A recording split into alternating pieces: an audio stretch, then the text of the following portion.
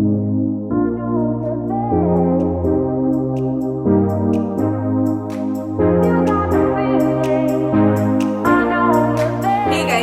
my channel. Today's video is going to be something a little different.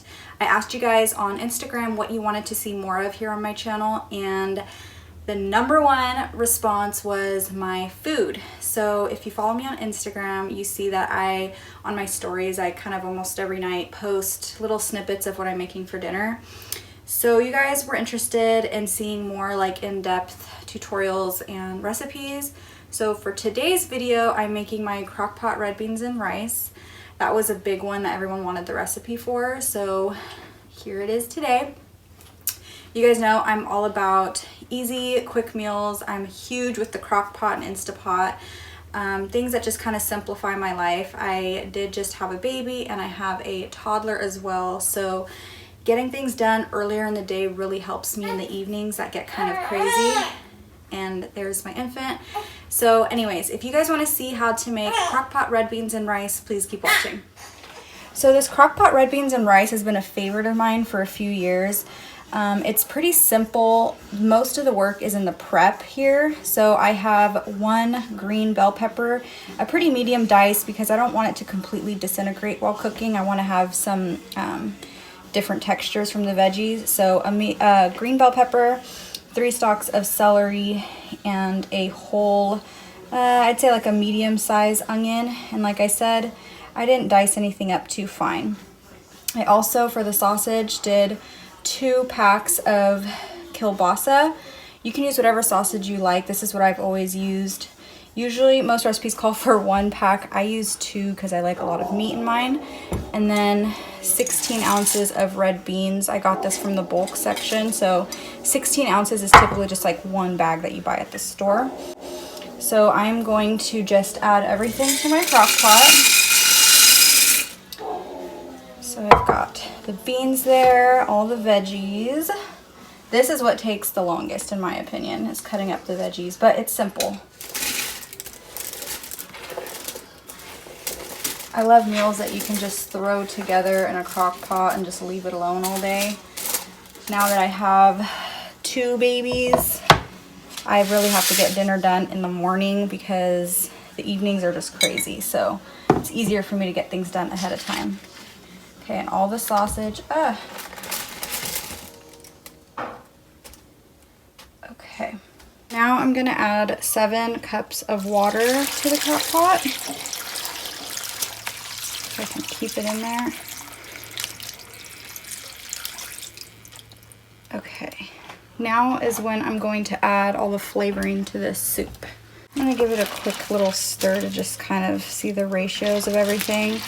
But also I'd like to mention crock pot liners. If you guys don't use these, you're missing out. It makes life 1,000 times easier with cleanup when you use your crock pot. I like basically never use it without these. I have a hard time finding them at Target sometimes, but I always find them at Walmart. So they're over with all the foil and paper plates and all that. So now I'm going to turn the water that I just added into chicken broth by adding the chicken bouillon flavor. I always use this. I basically never have chicken broth on hand. So anytime anything asks for chicken broth, you can just use this. I'm going to warn you guys now, most of my stuff that I cook, I kind of just eyeball it. I don't really ever use exact measurements. I just eyeball it and taste. So I'm going to make this into more of like a chicken broth by adding my chicken bouillon. Give that a little stir.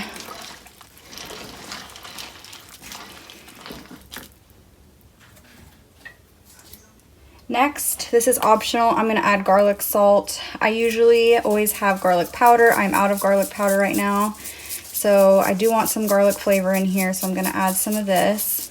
Mind you, there's a lot of liquid in here, so it may seem like a lot of salt, but trust me, it's going to turn out good. You can also do fresh garlic as well. I'm just lazy and I have a newborn toddler, so I don't really have the time to do those extra steps right now. I'm also going to add 2 bay leaves and some Worcester sauce. Like I said, just eyeball it out. I'll try to put some measurements in the description for you guys. I'll kind of try to figure out what I think I've used and add that in there for you guys that are obsessed with having exact measurements. Okay, I'm also going to add some hot sauce. It calls for any type of Louisiana hot sauce. I have Frank's Red Hot here. I'm going to add a few shakes of this as well.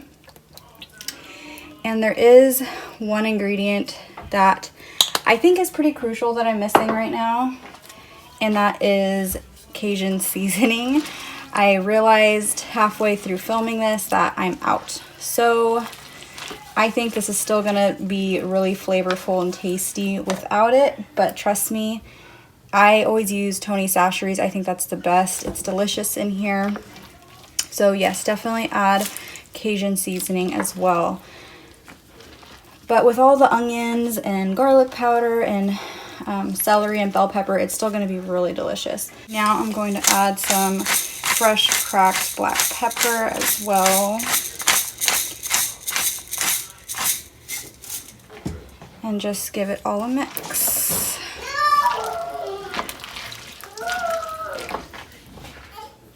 So I'm going to set my crock pot to high for 6 hours. You can do high for 6 or low for 10 hours, whatever works for you. I usually do low for 10, but I'm getting a little bit of a late start today, so I'm gonna just kind of speed up the process a little bit. And that's it. Just cover your crock pot and leave it alone. And I will show you guys what it looks like when it's all finished. I will make the rice separately later tonight, so that'll be super easy. Like 15 minutes, just get some white rice going, and then this goes over the top of it. So like I said, I will show you guys later what it looks like. Okay, you guys, this is what it's looking like now. As you can see, it's super soupy. So it still has another like 30 minutes to go. I would suggest the last 30 minutes getting a bean masher and just mashing it up a little bit. This is gonna help create like a thicker, creamier consistency. It's up to you. If you like it really soupy, then I would just leave it alone, but I like to have it a little bit creamier and thicker, so you're just gonna mash up some of the beans. Everything's cooked now. I think if you didn't want to mash it, you could leave it alone at this point as well.